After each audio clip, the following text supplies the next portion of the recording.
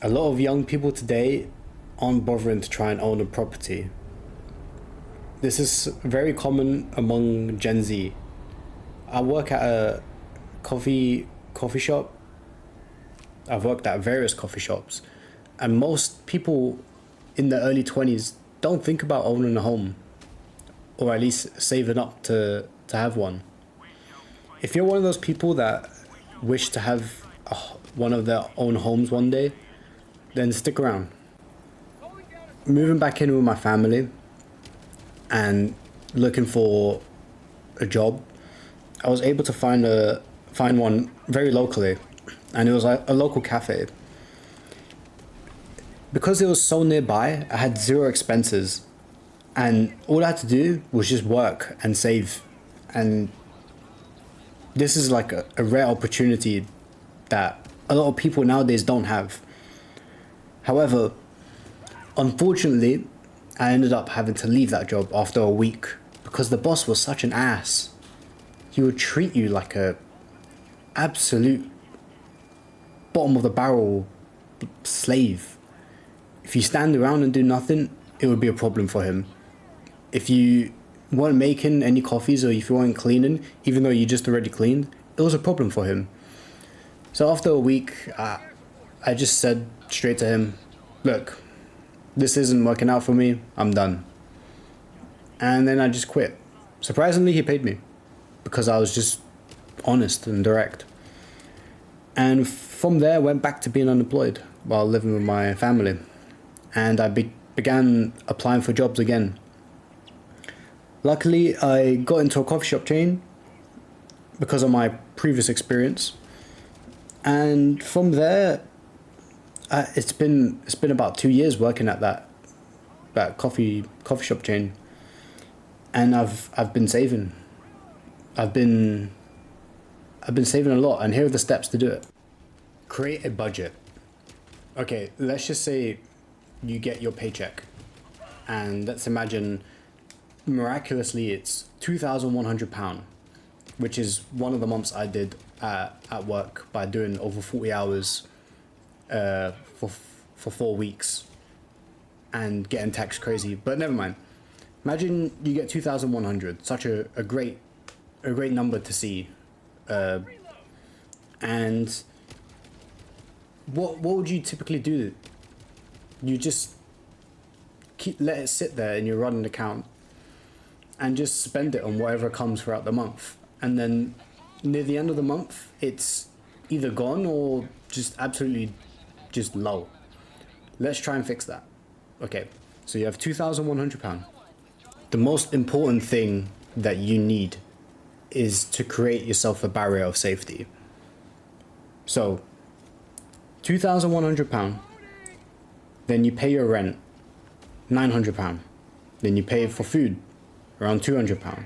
You pay for bills. That includes water, electricity, maybe gas, let's just say your mobile data, anything else, £260, let's just say.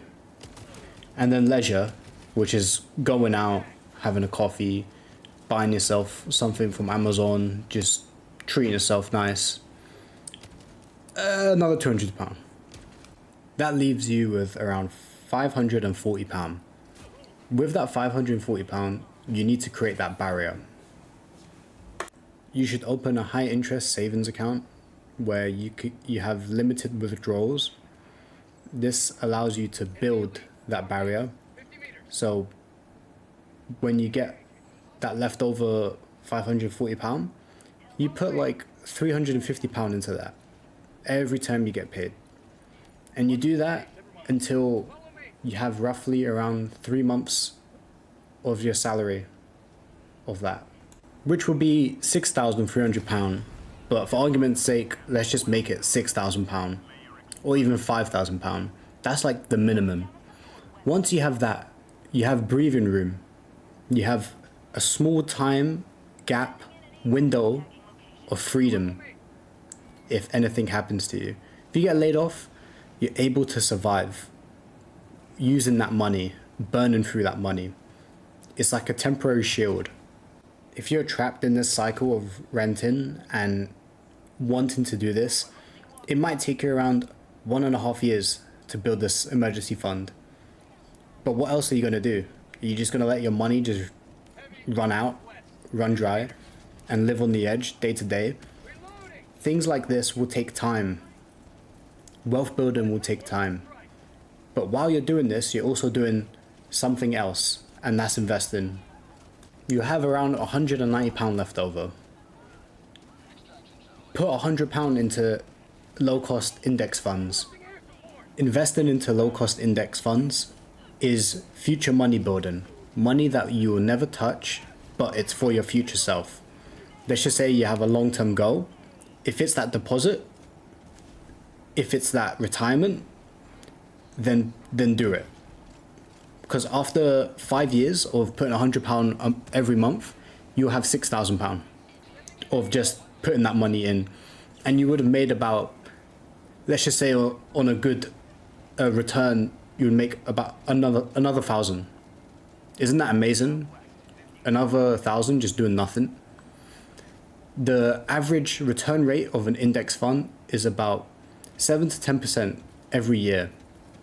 And out of all of that, you have £90 to spare.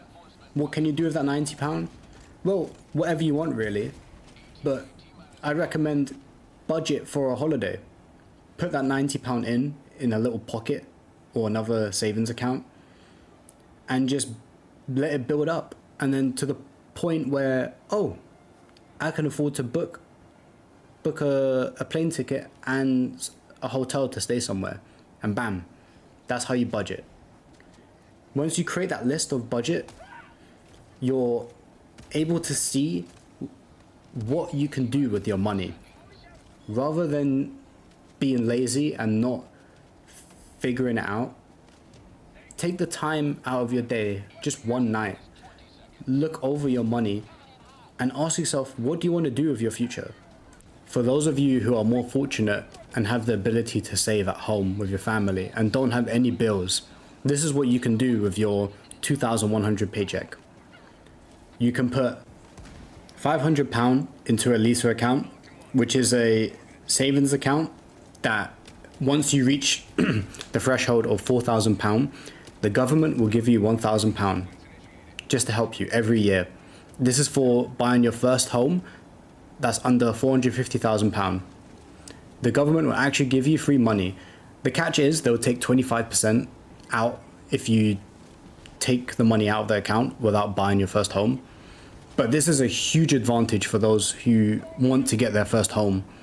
And if you don't have any bills, this is a gift giver. You should use it. However, next year I believe they're going to get rid of it, so take advantage of it while you can. Next thing, £400 into emergency savings. Build up that barrier. £150, use that for travel, like if you're using transportation. £250 investing into low-cost index funds. £100 for a holiday, and then the rest, you can do whatever you want with it because you have no bills. And just by doing that, you're building yourself. You're building yourself up, and once you reach that goal, you can buy your home. It's as simple as that.